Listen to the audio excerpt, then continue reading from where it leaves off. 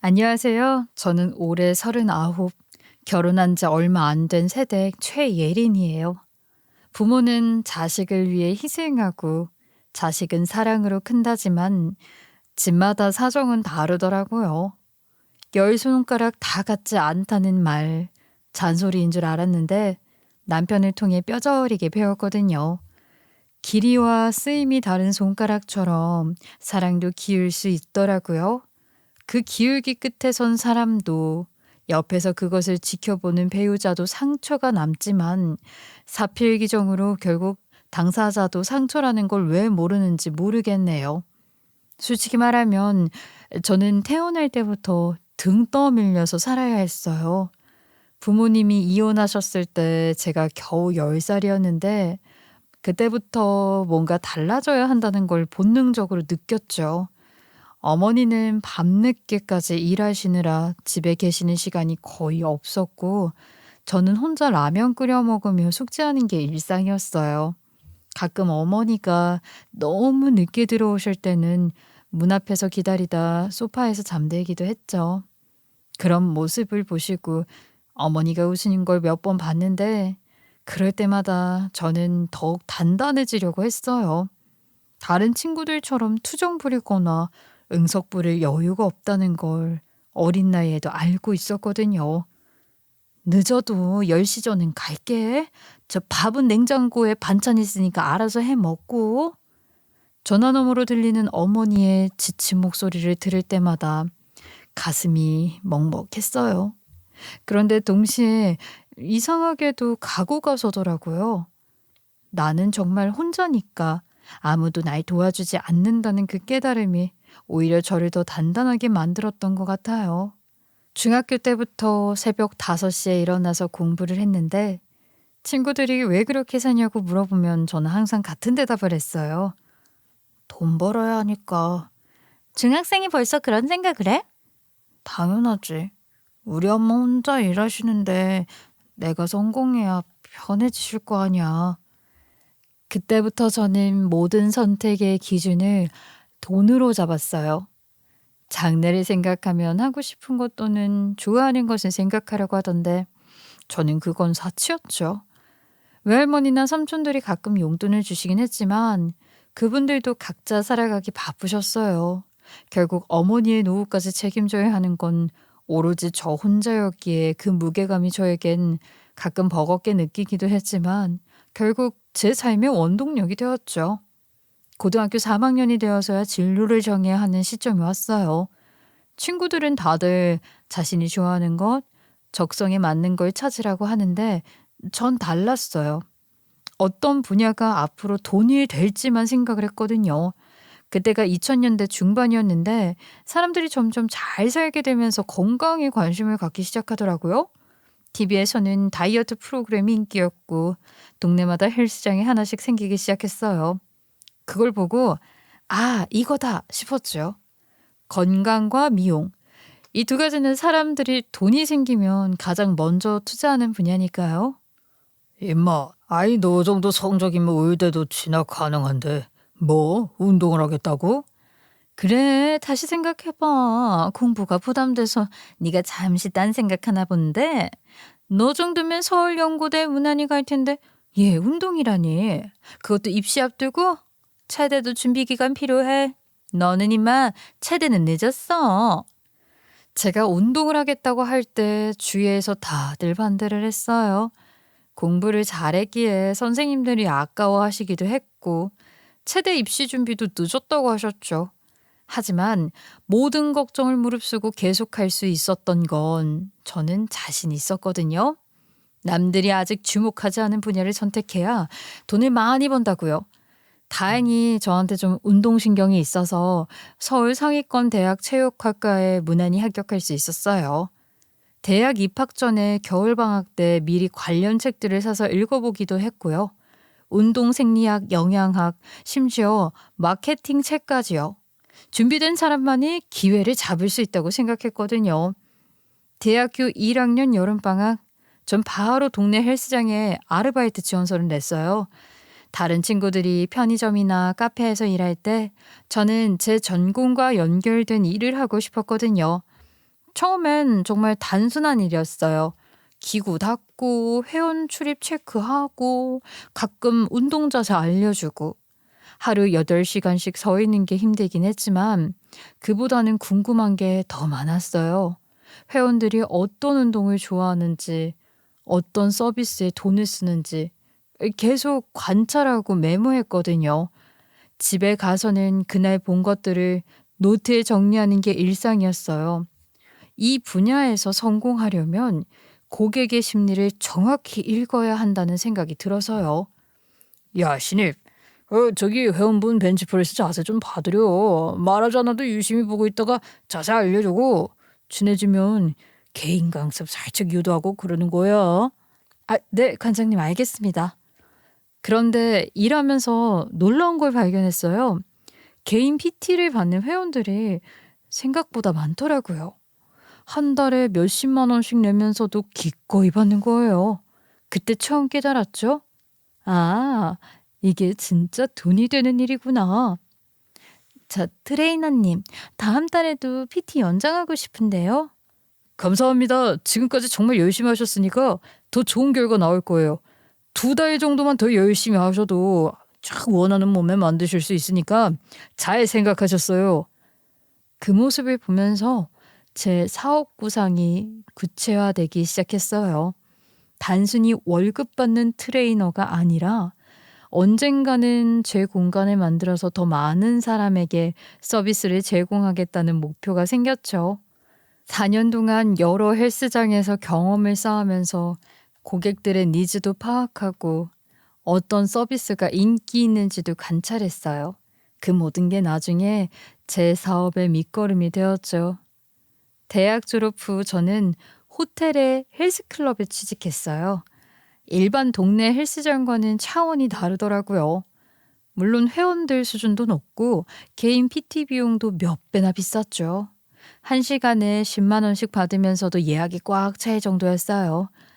처음엔 그 금액이 믿기지 않았는데 실제로 일해보니까 그럴만했어요. 물론 시설도 최고급이었고 회원들의 요구 수준도 높았거든요. 전 그 환경에서 2년 동안 정말 많은 걸 배웠어요. 고급 서비스란 게 무엇인지, 어떻게 해야 고객이 만족하는지, 매일 새벽 6시부터 밤 10시까지 일했지만 전혀 힘들지 않았어요. 오히려 제가 원하던 경험을 쌓고 있다는 생각에 흥미진진했죠. 다음 주 화요일 오전 10시 PT 가능한가요? 죄송한데 그 시간은 이미 예약이 차 있어서요. 회원님 그럼 11시는 어떠세요? 네, 그럼 11시로 해주세요. 꼭 선생님께 받고 싶거든요. 돈 맛을 확실히 알게 된 시기였어요.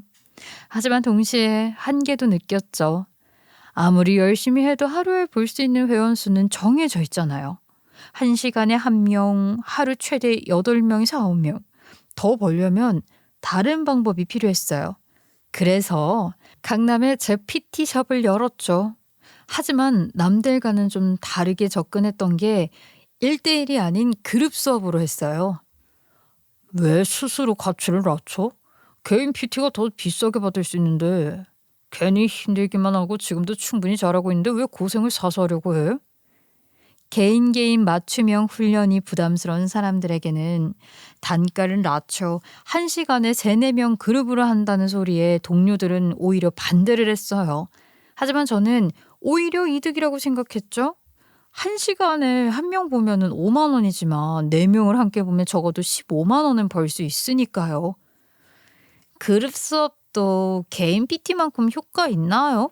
가격이 저렴해서 관심은 가는데 운동 효과가 있긴 한지 걱정돼서요. 제가 호텔에서 쌓은 노하우 그대로 적용할 거예요. 4명이어도 제가 일일이 돌아다니면서 개인 자세 잡아드릴 거니까 그 부분은 걱정하지 않으셔도 돼요, 회원님. 오히려 옆 사람 보면서 운동 자극도 되고 내 자세도 다시 점검할 수 있어서 좋을 거예요. 결과는 대성공이었어요. 개인 PT를 부담스러워하던 사람들이 몰려들기 시작했고 입소문도 빠르게 퍼졌죠. 3개월 만에 모든 시간대가 대기자 명단으로 가득 찰 정도였으니 그때 처음으로 내가 사업가로서 성공할 수 있구나 하는 확신이 들었던 것 같아요. 사업이 궤도에 오르면서 저는 강사를 뽑기 시작했는데 첫 번째로 뽑은 강사가 바로 지금의 남편입니다. 처음엔 그냥 성실한 직원 정도로만 생각했는데 시간이 지나면서 달라지더라고요. 면접 때부터 남다른 열정이 느껴지긴 했어요. 다른 지원자들은 급여나 근무 조건부터 물어봤는데 그는 어떤 방식으로 수업을 진행하는지, 회원들의 만족도를 높이려면 어떻게 해야 하는지 궁금해 하더라고요. 그걸 보고 이 사람은 조금 다르구나 싶었죠. 실제로 일을 시작하고 나서도 시키는 일 이상을 해주려고 노력을 했어요. 수업 끝나고 나서도 혼자 남아서 다음날 프로그램을 준비하거나 회원들 개별 상담 내용을 꼼꼼히 정리해 두는 등 자기 일처럼 열심히 했죠. 이 프로그램 좀 더 체계적으로 만들어 보려고 하는데 어떻게 생각해요? 어떤 식으로 생각하고 계시는데요? 초급자부터 고급자까지 단계별로 나눠서 단계마다 목표를 명확히 해주는 거예요. 지금은 한 클래스에 너무 다양한 사람이 섞여 있으니까 세분화하는 거죠. 그거 좋은 아이디어예요. 그렇지 않아도 운동 좀 하시는 분들은 강도가 약해서 재등록 확률이 낮아지고 있었거든요. 그러면 제가 커리큘럼 추안을 만들어 볼게요. 처음엔 시키는 일만 하던 그가 점점 적극적으로 아이디어를 내기 시작했어요. 3년쯤 지나니까 저보다 더 열정적으로 일을 하더라고요.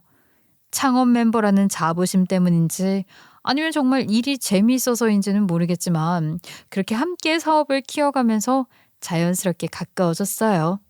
그렇게 재밌게 일하다 보니 어느덧 직원도 더 늘고 그의 위치는 작은 회사지만 중역이라고 말할 수 있을 정도로 제 바로 밑까지 올라왔죠. 하지만 서로 오랜 시간을 함께 알아서 그런지 연인의 느낌이라기보다는 좀 누나 동생 느낌으로 지내고 있었는데 저보다 2살이 어린 남편이 남자로 보이면서 결혼을 결심하게 된 계기가 있었어요. 사실 남편이 제 돈을 보고 덤볐을 거라고 말하는 사람들도 꽤 있었는데 물론 겉으로 보이는 것만 보면 그럴 수도 있다고 생각해요. 하지만 남편 역시 그동안 정말 열심히 살아왔고 제가 아깝지 않게 대기업 부럽지 않은 연봉을 챙겨줬기 때문에 꽤 돈을 모았거든요. 그래서 그런 오해는 풀고 시작하고 싶어요. 그때가 제가 36살이었는데 10년 넘게 하루에 서너 시간씩만 자면서 미친 듯이 달려왔더니 갑자기 현실을 깨닫게 된 겁니다, 제가. 이렇게 살아서 뭐 하지 하는 생각이 머릿속을 맴돌더라고요.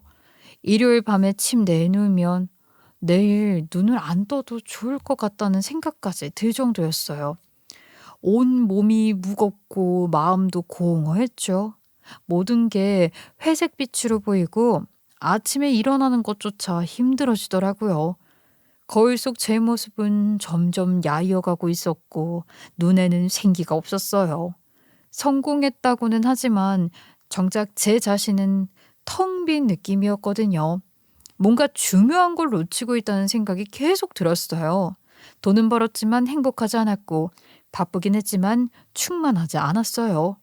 그런 저를 어둠에서 꺼내준 사람이 바로 남편이었어요. 사장님, 오늘은 좀 쉬시는 게 어떠세요? 너무 무리하신 것 같은데. 맞아요. 사장님 이렇게 힘들어하시는 거 처음 봐요. 진짜 걱정돼요. 고마워요. 근데 괜찮아요. 그냥 조금 피곤한 것뿐이에요. 다른 직원들의 걱정 어린 시선이 오히려 부담스러웠어요. 제가 약한 모습을 보이는 게 싫었거든요. 항상 강하고 의연한 사장의 모습만 보여줬는데 이렇게 무너지는 모습을 보니까 창피하기도 했고요.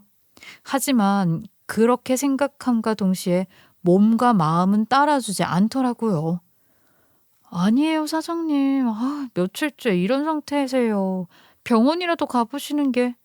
지금 병원 갈 때가 아니에요. 이번 프로젝트 회의 검토해 주셔야죠. 그래야 차질 없이 진행하니까요. 어머, 선생님 지금 뭐 하시는 거예요? 사장님 이렇게 힘들어 하시는데. 그때 사무실 분위기가 싸해졌어요. 다른 직원들은 남편을 이해할 수 없다는 표정으로 쳐다봤고 남편은 그저 묵묵히 자기 뜻을 굽히지 않더라고요. 저는 그 상황이 너무 불편했어요. 바로 그렇기 때문에 더 중요한 거예요. 사장님이 계셔야 할 자리거든요. 정말 지금 꼭 해야 하는 건가요? 내일 해도 되는 거 아니에요? 내일로 미루면 안 되는 일이에요. 고객사에서 기다리고 있거든요. 다른 직원들은 제가 힘들어하니까 쉬라고 배려해주는 반면에 남편은 아주 끈질기게 회의 한 건을 가져오고 외부 협업으로 제가 꼭 있어야 하는 자리를 계속 만들어내더라고요. 처음엔 정말 이해가 안 됐어요. 날 이렇게 가까이서 지켜봤으면 그동안 얼마나 열심히 했는지 아는데 왜 대체 쉬게 해주지 않는 걸까? 오히려 더 부려먹으려고 하는 건가? 그런 생각이 들어서 하루는 정말 화를 냈어요. 제가 아니어도 되잖아요. 그 정도는 알아서 할 수 있는 거 아니에요? 그만 좀 부려먹어요. 내 회사인데 내가 시키는 게 아니라 시킴 당하는 느낌이 든다고요. 사장님, 진정하세요. 그때 남편의 차분한 목소리가 오히려 저를 더 화나게 했어요. 아니, 왜 이렇게 냉정할 수가 있는 거지? 힘들다고 말하는 사람에게 아무렇지 않게 이해하기 어려웠죠. 진정하라고? 나 정말 지쳤다고요. 좀 쉬고 싶다고요. 사장님, 그럼 질문 하나만 할게요. 지금 우리 회사 상태가 사장님이 원하시는 완성 단계인가요? 갑자기 그게 무슨 말이에요? 지금 상태가 사장님이 꿈꾸셨던 최종본이냐고 진지하게 묻는 겁니다. 그 질문에 순간 말문이 막혔어요. 정말 생각해 본 적 없는 질문이었거든요. 전 그저 더 많이, 더 크게만 생각했지 언제까지 어디까지 해야 하는지 고민해 본 적이 없었어요. 최종본이요? 그런 걸 생각해 본 적이. 그러면 아직 갈 길이 남았다는 거 아닌가요? 여기서 멈추시려고 하세요? 하지만 너무 힘들다고요. 이렇게 계속 달릴 수는 없다고요. 그래요. 물론 힘드시겠지만 지금이 가장 중요한 시기예요. 포기하면 안 돼요. 그 순간 머리를 한 대 맞은 것 같았어요. 항상 저는 돈, 돈, 돈. 더 많은 돈을 벌기 위해서 사업 구조를 넓히고 앞으로만 달려왔는데 제가 원하는 최종본이 뭔지는 생각을 해본 적이 없었거든요. 목표 없이 그냥 달리기만 했던 거예요. 남편의 말에 뭔가 뜨끔했지만 동시에 새로운 관점이 열리는 느낌이었어요. 남편은 차분하게 설명을 해주더라고요. 그의 목소리에는 확신이 있었고 저보다 더 명확한 비전이 있는 것 같았어요. 어떤 회사든 사장이 있어야 제대로 돌아가요. 사장이 돈을 놓았다는 걸 직원들이 아는 순간 회사는 망한다고요. 그렇다고 해도 나도 사람이잖아요. 지금은 좀 쉬고 싶다고요. 당연히 있죠. 하지만 지금은 그럴 때가 아니에요. 왜요? 직원들이 다 알아서 하면 되는 거 아닌가요? 아닙니다. 최소한의 것이라도 사장이 움직인다는 액션을 보여주는 건 정말 중요해요. 그게 회사를 지키는 방법이거든요. 그 순간 남편이 완전히 다르게 보였어요. 저보다 더 이 회사에 대한 애정이 있는 사람, 책임감이 있는 사람, 그리고 제 인생에 대해서 다시 생각하게 만드는 사람. 더 이상 직장 동료가 아니라 정말 생각이 깊은 남자로 보이기 시작했던 거예요. 단순히 일 잘하는 직원이 아니라 제 미래를 함께 고민해주는 파트너 같은 느낌이 들었어요. 나중에 알고 보니 남편도 그때 비슷한 생각을 했다고 하더라고요. 그런 진심이 오가면서 저희는 남녀로 보였다기보다는 그 이상으로 서로를 생각하게 되었어요. 그냥 막연하게 결혼한다면 이 사람이겠구나 하는 생각이 들더라고요. 이런 사람이라면 평생 동반자로도 너무 좋겠다는 확신이 서면서 연애 과정을 거치지 않고 곧바로 결혼을 준비하고 있었어요. 어느덧 제 나이는 30대 후반에 향해 가고 있었고 남편도 저보다 2살 어려도 30 중반이니까 너무 당연한 수순이었죠. 이상하게 또 설레는 감정보다는 든든함이 먼저 들었어요. 이 사람과 함께라면 어떤 어려움도 헤쳐나갈 수 있을 것 같은 그런 믿음이요. 사업적으로도 개인적으로도 완벽한 파트너가 될 것 같다는 확신이 들었거든요. 상견례도 정말 무난했어요. 저희 집이 홀어머니인데 신기하게도 남편도 그랬거든요. 다른 점이 있다면 남편에게는 여동생이 있다는 거였어요. 정말 데칼코마니가 따로 없다고 생각할 정도로 남편 역시 가장으로서의 책임감으로 일해왔더라고요. 우리 아들은 그냥 아들이 아니에요. 엄마인 나에게도 남편처럼 든든한 아들이에요. 저한테도 그래요. 동생이지만 철없는 다른 집 동생들과는 다르게 아빠처럼 기댈 수 있는 동생이니까요. 남편 가족을 만났던 그때 저는 이 말들이 단순한 가족의 표현이라고 생각했어요. 오히려 남편을 걱정하는 마음이 깊구나 하고 좋게 받아들였죠. 하지만 지금 생각해보면 그때부터 이미 신호가 있었던 것 같아요. 요즘 취업 대신 결혼하는 여자들 많다는데 혹시나 우리 아들 등골 빼먹는 그런 여자 걸리면 어떡하나 늘 걱정했는데 우리 아들보다 오히려 능력 있는 여자가 우리 며느리가 된다니까 내 마음이 다 편하네요. 내 동생이 착해 빠져서 호구 잡히면 어떡하나 했는데 사업하시는 분이니까 그런 걱정 안 해도 되는 거죠? 상견례 후 양가를 왕래하면서 이런 말들을 조금씩 하는데 남편이 직접 말하지 않아도 알겠더라고요. 말끝마다 결혼하면 모든 지원이 끊기는 줄 알았는데 그게 아니라 다행이다 라는 뉘앙스가 느껴졌거든요. 그동안 남편이 벌어다 준 돈으로 생활을 했구나 라고 말이에요. 하지만 그런 부분이 크게는 거슬리지 않았어요. 오히려 가족을 챙기는 남편의 모습이 더 멋있어 보였거든요. 시어머니는 평생 일을 안 하셨다고 했어요. 연금과 남편이 주는 생활비로 생활하시고 신우는 저랑 나이가 같은데 5년 전에 결혼했다고 하더라고요. 남편이 그동안 모은 돈으로 시집 미천까지 해줬다는 얘기를 들었을 때도 전 되려 대견하다는 생각이 들었어요. 근데 사실 그런 것에 대해서는 크게 생각이 없었어요. 저희 어머니는 연금이 있는 것도 아니고 제가 보험부터 시작해서 하나부터 열까지 다 챙겨드린 케이스라서요. 이 세상에 태어나게 해주신 것만으로도 저는 정말 감사하게 생각하는 사람이었으니까요.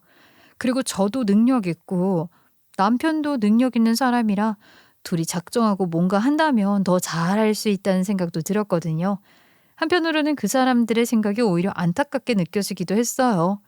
삶에 애착을 가지고 열심히 살면 성취하는 만큼 성취욕도 생기고 더 재미있는데 그저 힘든 일이라고 치부하고 생산성 없는 삶을 사니까요. 하지만 각자 삶의 방식이라는 게 있으니 제가 뭐라고 할 건 아니었죠. 사실 남편 가족들을 보면서 순수한 가족 애라고 생각했어요. 서로를 챙기고 아끼는 모습이 보기는 좋더라고요. 그런데 시간이 지나면서 뭔가 석연치 않은 부분들이 하나둘씩 보이기 시작했죠. 특히 제 재정 상황에 대해 은근히 탐문하는 듯한 느낌이 들 때가 있었거든요. 하지만 그때는 단순히 예비 가족으로서의 관심이라고 생각했어요. 나이가 있다고 서두르는 느낌보다는 제대로 준비해서 이쁘게 시골리고 살았으면 좋겠어. 여자에게 결혼식이 얼마나 중요한지 내가 잘 아니까. 내년 봄 정도면은 좋을 것 같은데 5월에 신부 여자라면 로망이 있잖아. 안 그래? 아우, 예. 그런 것도 좋죠. 차근차근 준비하는 것도 의미 있을 것 같아요. 그렇게 결혼식을 준비하려는데 예비 시댁에서 올해가 아닌 내년 봄에 예식을 했으면 좋겠다고 하는 겁니다. 처음엔 정말 배려심이 깊은 말씀이라고만 생각했어요. 맞아, 옳게. 제대로 준비해서 예쁘게 해. 날씬해서 다이어트 할 필요는 없겠지만 피부과도 다니고 결혼식은 평생에 한 번뿐이잖아. 그럼 내년 5월 정도로 계획 잡아볼까? 그래. 그때면 날씨도 좋고 완벽하지 뭐. 그 말이 정말 고마웠어요. 저도 서두를 생각은 없었지만 아들을 가진 부모님들은 어쨌든 간 빨리 자리 잡고 아이도 낳고 안정적인 가정을 꾸렸으면 하시는데 그런 재촉이 없었으니까요. 그래서 다가오는 추석에 성의를 보이고 싶다는 생각에 정말 좋은 소갈비를 정성껏 준비해서 예비 시댁으로 갔어요. 마트에서 가장 좋은 등급의 갈비를 골라서 양념도 직접 만들어 재워갔고 제철 과일과 선물까지 정성스럽게 준비를 했죠. 예비 가족들에게 좋은 인상을 남기고 싶었거든요. 그런데 그날 제 인생을 완전히 바꿔놓을 충격적인 대화를 엿듣게 될 줄은 꿈에도 몰랐습니다. 예비시댁은 정말 특이한 구조의 집인데 왜 옛날식 한옥을 개조한 집이라서 대문을 열고 들어가면 현관문이 따로 있는 게 아니라 바로 마당이 나와요. 그것도 하늘이 뚫린 일반적인 마당이 아니라 천장을 막아서 거실처럼 사용하는 구조였어요. 그러니까 대문이 현관문 겸용인 셈이고 창문 같은 걸 열면 바로 집 안으로 들어가게 되어 있던 거죠. 문제의 그날 정성껏 준비한 갈비를 들고 예비시댁에 도착을 했는데 마침 남편이 집에서 나오는 중이었어요. 대문이 활짝 열려 있는 상태였거든요. 벌써 왔어? 나 잠깐 슈퍼 다녀올게. 엄마가 마실 음료수가 다 떨어졌다고 해서. 그래? 같이 갈까? 뭐하러 힘들게 그래. 들어가 있어. 금방 올게. 전에도 한두 번 와본 적이 있어서 전 자연스럽게 집 안으로 들어갔어요. 거실을 지나 부엌 쪽으로 걸음을 옮기며 가져온 갈비를 내려놓을 생각이었는데 그때 예비 시어머니와 예비 신우 목소리가 들려오는 겁니다. 무슨 이야기를 하는지 모르겠지만 깔깔거리고 웃는 소리가 재밌는 이야기를 하는 듯 보여 저 역시 얼굴에 웃음을 머금고 다가가고 있었고요. 부엌 입구에 다다랐을 무렵 발걸음을 멈추게 하는 말이 들렸어요. 며느리년이 곧 상갑한대니까 그걸로 니네 집 잔금 치르자. 순간 저는 잘못 들은 줄 알았어요. 며느리년? 그 상스러운 단어도 단어지만 뭘 어쩐다고 싶은 생각에 가슴이 두근거리는데 제가 말을 들었을 거라고 상상도 못하는 그들은 다음 말을 주거니 받거니 하고 있더라고요. 정말? 다행이다. 먹지 못하는 떡이라고 생각했는데 나도 드디어 강남 아파트에 살 수 있겠어. 그게 왜 먹지 못하는 떡이야. 내 딸이 뭐가 어때서. 그 집 계약해버려. 어차피 결혼하면 다 우리 건데. 그 미루고 뭐하고 할 게 뭐 있어? 순간 피가 거꾸로 솟는 기분이었어요. 온몸이 얼어붙는 것 같았고 심장이 멈춘 듯한 느낌으로 손에 들고 있던 갈비가 무겁게만 느껴지면서 떨어뜨릴 뻔했는데 호랑이 굴에 들어가도 정신만 차리면 된다고 우선 여기를 피하는 게 먼저라는 생각이 들더라고요.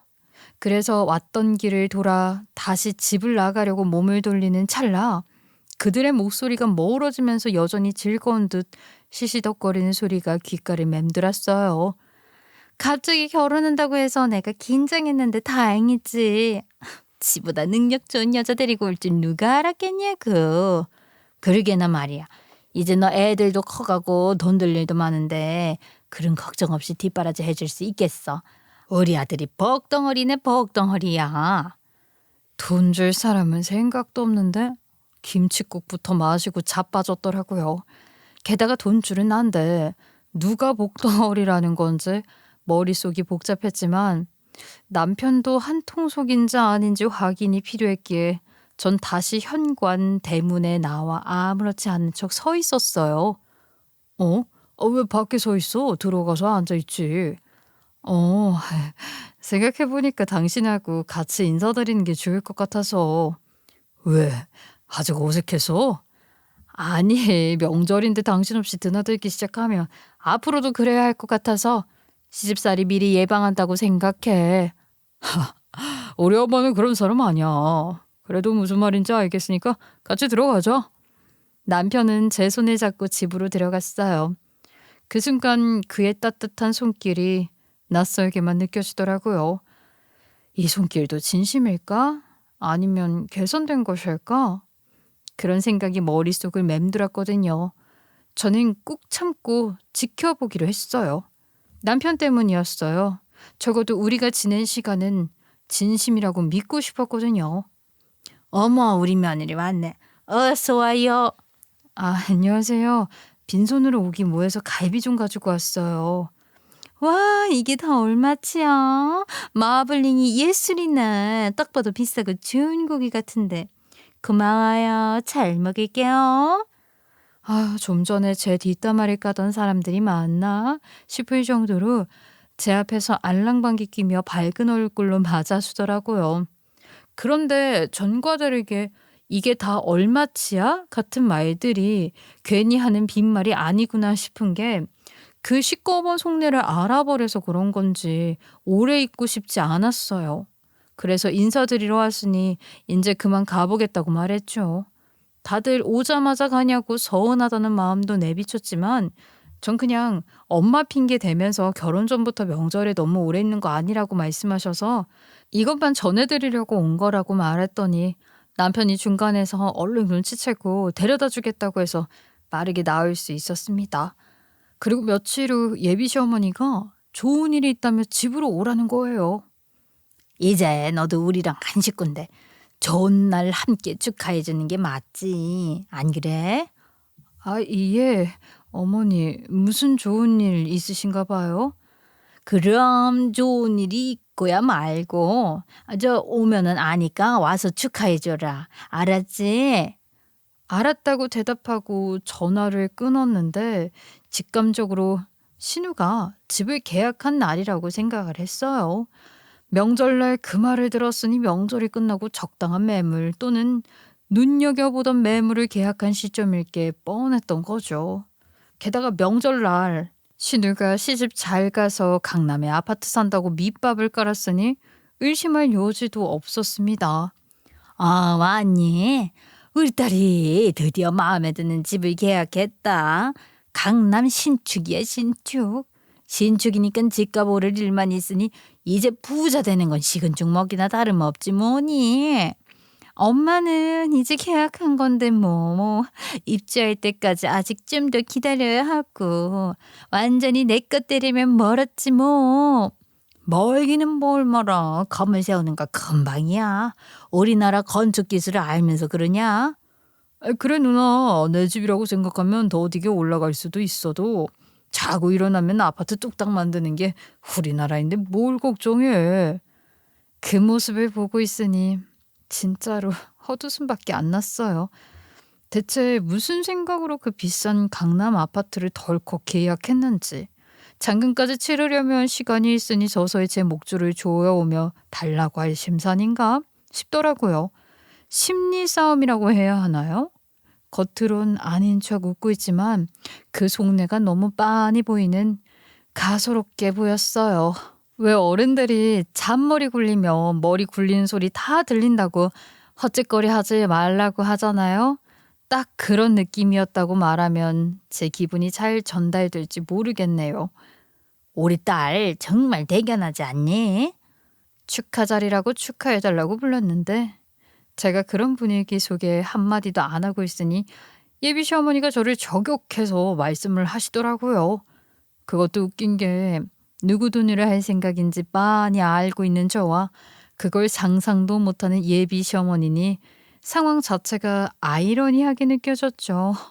속으로 네 돈으로 사주는 거라고 말을 하고 싶은 건 아닐까? 머릿속이 어지러워지는 게 더 이상 그곳에 있어 봤자 가면 쓰고 이야기하는 사람들 사이에서 저만 미친년이 될 것 같다는 생각이 들었어요. 비정상 사람들 속에 있는 정상인 사람이 오히려 이상한 것처럼요. 저 파혼할래요. 축하를 종용하는 예비 시어머니에게 딱 진심과 본론이 담긴 한마디를 전했어요. 제 목소리는 낮고 단호했고 표정 변화 없이 무미건조하게 말했죠. 정말 하겠다는 의미, 너희들과 있는 이 순간이 정말 치욕이라는 그 느낌을 최대한 담아내고 싶었거든요. 뭐? 뭘 한다고? 저기요, 그게 무슨 소리야? 왜? 왜 갑자기? 아니 그럼 내 아파트는 어쩌라고?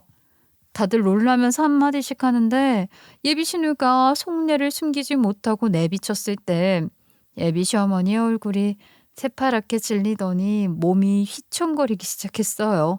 그리고 그 자리에서 거품을 물고 쓰러지고 말았죠. 남편과 신우가 기겁하면서 시어머니를 부추겼지만 저는 그 자리에 가만히 서 있을 뿐이었어요. 남편은 이 상황을 어떻게 받아들여야 할지 모르는 눈치였고 저는 제 할 도리를 했다고 생각했으니 더 이상 그곳에 있을 필요를 느끼지 못하고 허탈함과 안도감을 동시에 느끼며 그 자리를 떠났네요. 사실 몇 번 예비 시어머니를 뵐 때마다 뭔가 이상하다는 느낌을 받았어요. 예비 시어머니는 신우를 감싸고 돌았는데 옆에 없어도 이야기에 등장한다는 것만으로도 눈에서 꿀이 뚝뚝 떨어졌거든요. 하지만 남편은 달랐죠. 바로 옆에 있어도 대면대면한 모습에 진짜 한 배 속에서 나온 자식 맞아? 싶을 정도가 한두 번이 아니었거든요.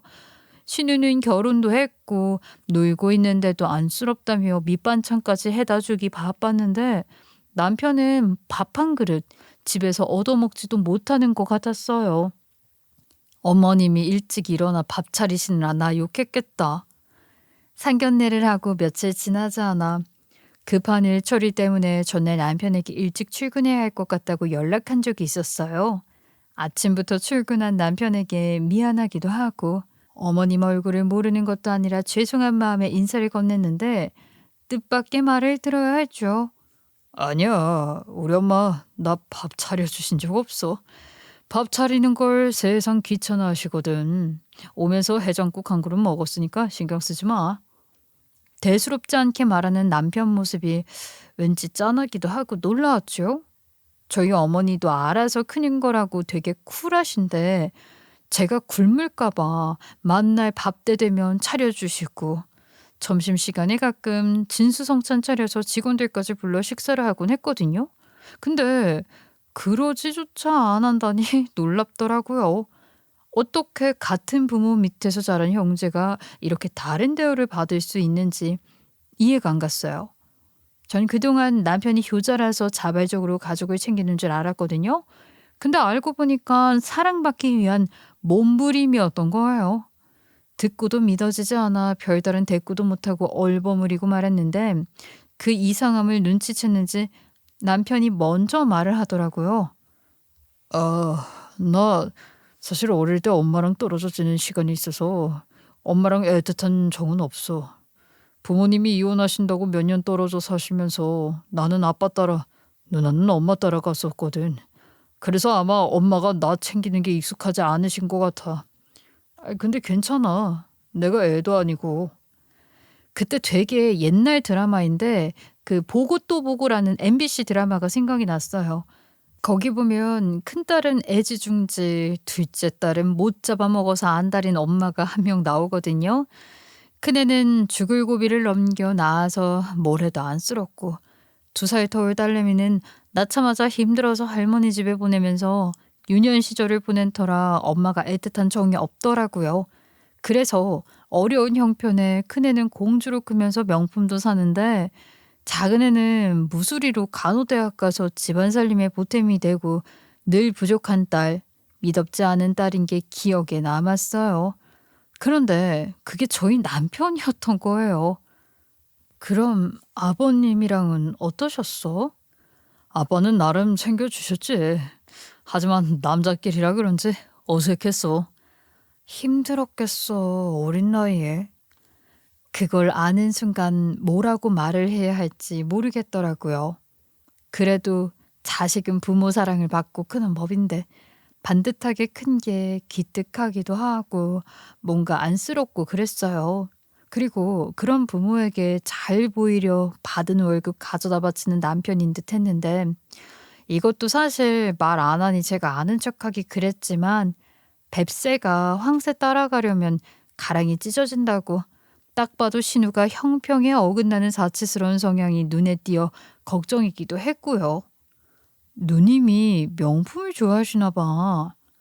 어릴 때부터 그랬어. 엄마가 다 사주셨거든. 결혼해서도 ATM 기계인 줄 알면 어떡하지? 하는 그런 싸한 느낌이 들기 시작했어요. 뭔가 불편한 신호였지만 사실 제가 나서서 뭐라고 할 수 없는 노릇이었죠. 야무지게 저는 주도권을 가지고 엄마 용돈이나 생활비를 주고 있지만 사실 엄마 노후 대비까지 ATM 기계인 건 저도 마찬가지라는 생각이 들었거든요. 다만 받는 사람이 고마워하냐 안 하냐의 차이인데 그걸 따지고 들 수 없는 노릇이었으니까요.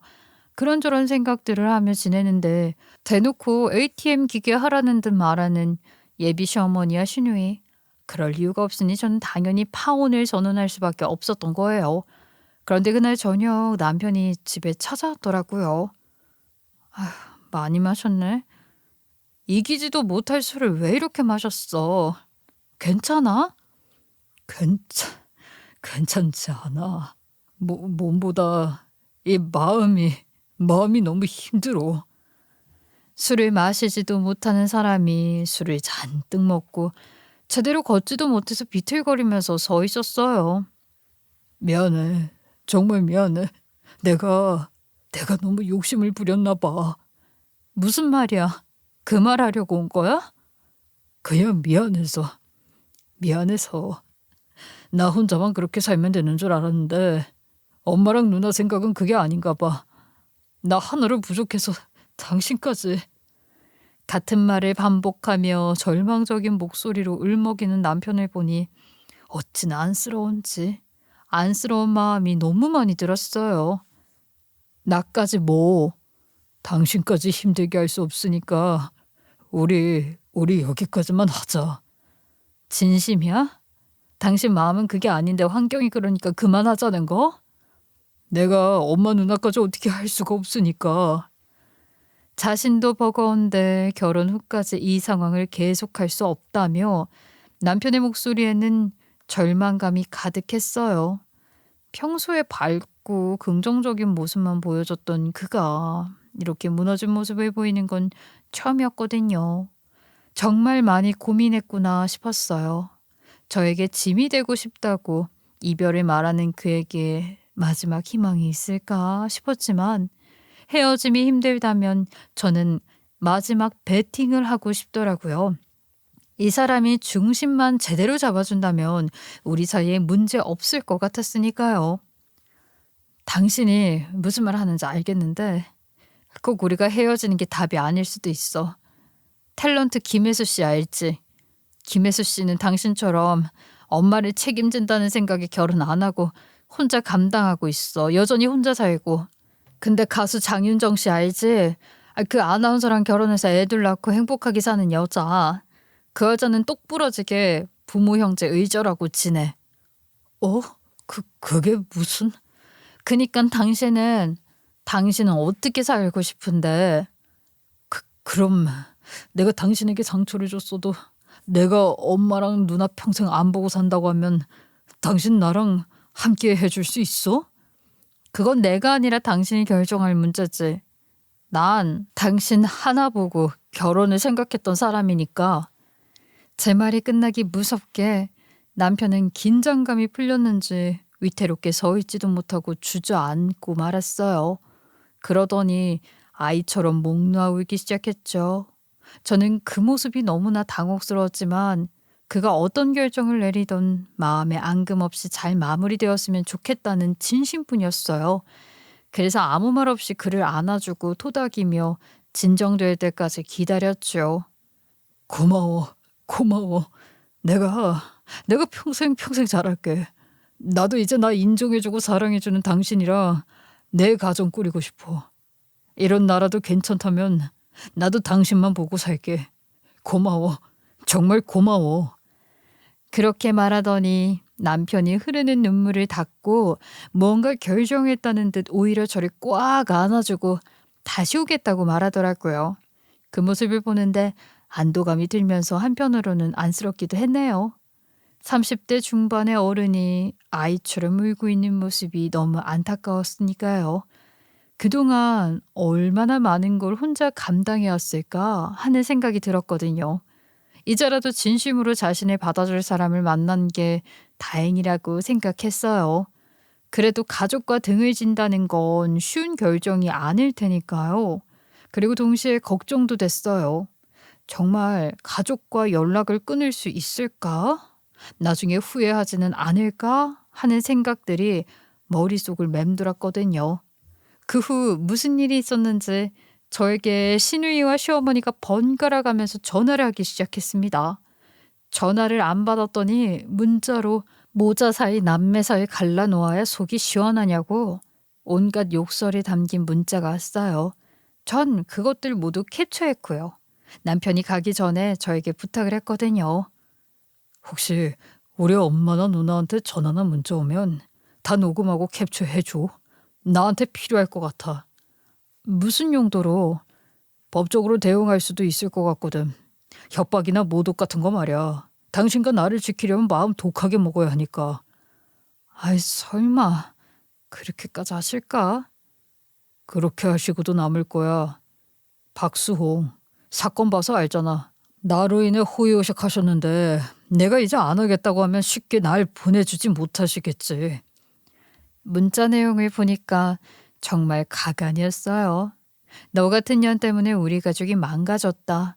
돈만 밝히는 여우년. 우리 아들 홀린 마녀 같은 말들이 줄줄이 들어있더라고요. 남편이 시키는 대로 모았던 증거품은 변호사의 도움으로 계속 연락하면 법적 처분이 가해질 수 있다고 예비 시어머니에게 보냈더니 그제서야 잠잠해졌어요. 그렇게 남편은 시어머니와 신우까지 등을 돌리고 온전히 혼자 저에게 왔어요. 물론 쉬운 결정은 아니었을 텐데 저를 선택해준 그 마음이 고마웠어요. 물론 처음에는 걱정도 많았죠. 정말 괜찮을까? 나중에 후회하진 않을까 하는 생각이 들었거든요. 하지만 시간이 지나면서 남편이 얼마나 홀가분해야 하는지 보니까 아, 이게 정답이었구나 싶더라고요. 이제 우리는 정말 자유롭게 사랑할 수 있게 되었고 서로만을 위한 가정을 꾸려나가고 있어요. 때로는 힘든 선택이 가장 옳은 선택일 수도 있다는 걸 깨달았던 경험이었어요. 지금 저희는 결혼식은 아직 올리진 않았지만 동거를 하고 있는데요. 물론 혼인신고는 했고요. 이 사람도 저도 마음의 안정이 필요할 것 같아서 서두르지는 않기로 했습니다. 파혼 소동 이후로 둘 다 심리적으로 지쳐 있었고 차근차근 관계를 다시 정립해 나가는 시간이 필요하다고 생각했거든요. 매일 아침 함께 커피를 마시면서 하루 일정을 공유하고 저녁에는 함께 요리를 하면서 소소한 일상을 나누는 게 이렇게 소중할 줄 몰랐어요. 사실 처음에 남편을 대하는 게 조심스러웠거든요. 혹시 저 때문에 가족을 등진 걸 후회하거나 마음이 바뀔까 봐 걱정했던 것 같아요. 하지만 시간이 지나면서 점점 밝아지는 그의 모습을 보니까 정말 다행이라는 생각이 들었어요. 그리고 원래 계획했던 내년 봄이 아닌 올 가을에 결혼식을 올리기로 했어요. 더 이상 기다릴 이유가 없었거든요. 올해 내년 봄 말고 올가을 끝자락에 결혼식 올리는 건 어때? 이미 혼인신고도 했고 같이 사는데 내년까지 기다리는 건 아닌 것 같아서. 그럴까?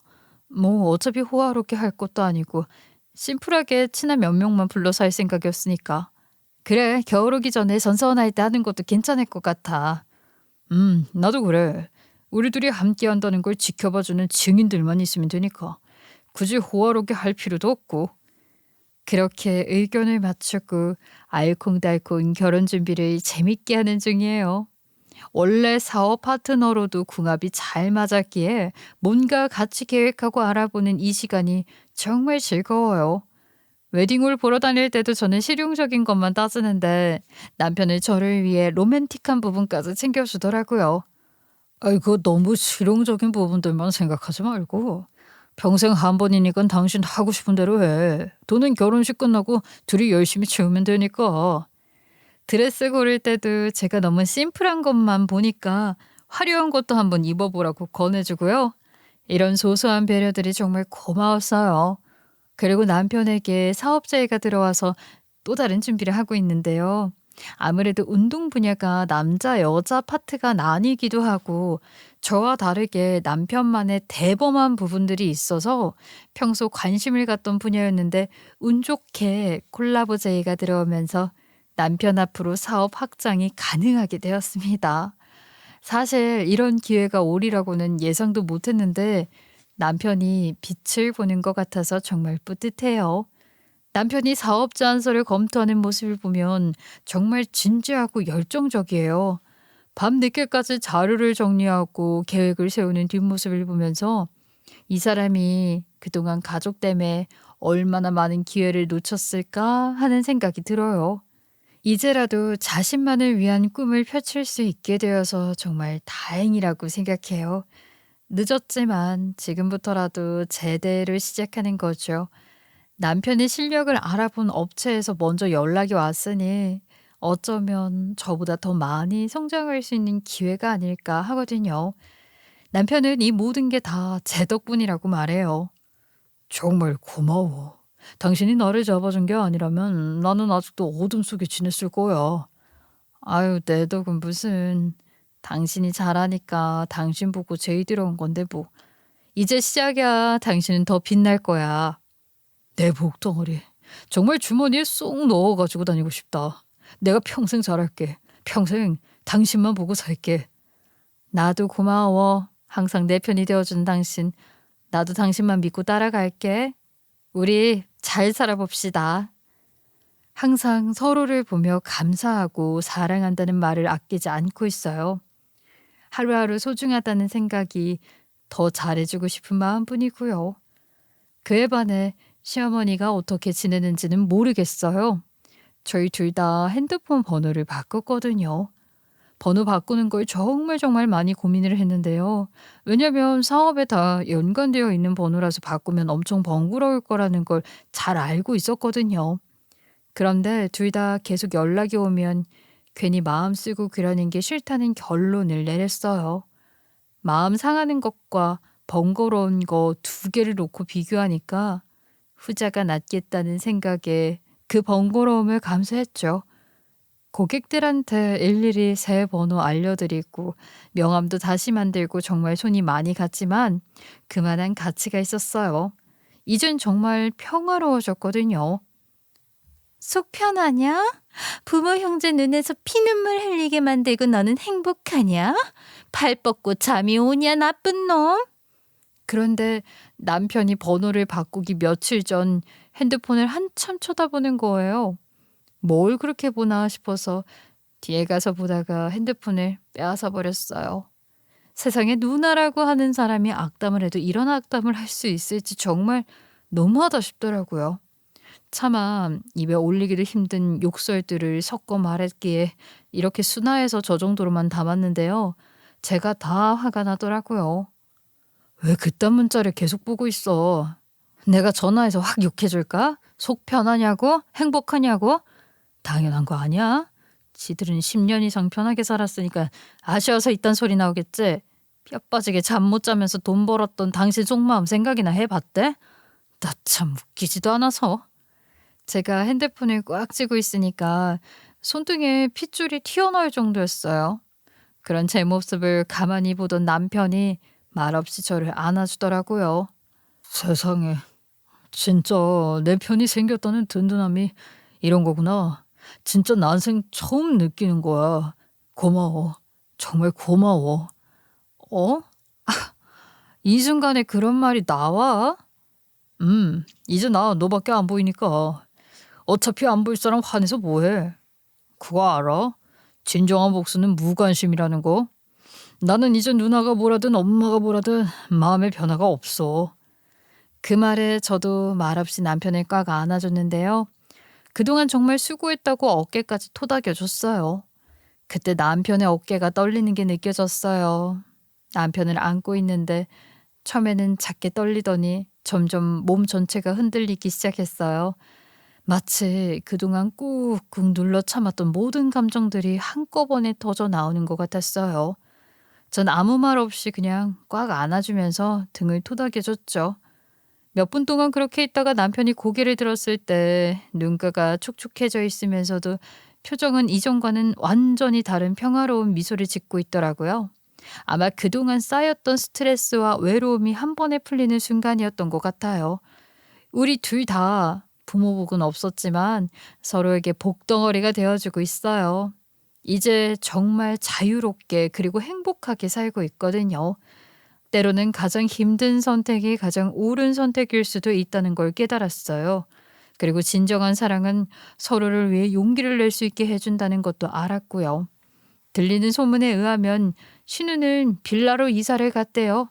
저의 변두리지만 그래도 아파트에 살았었는데 강남 그 아파트 잔금을 그대로 날리니까 더 좁은 곳으로 갈 수밖에 없었던 거죠.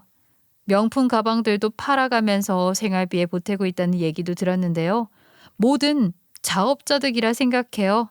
남편 말대로 이젠 그런 소리에 발끈하거나 귀담아 듣는 게 아니라 우리 인생에 더 집중하려고 합니다. 저의 긴 이야기 들어주셔서 감사합니다.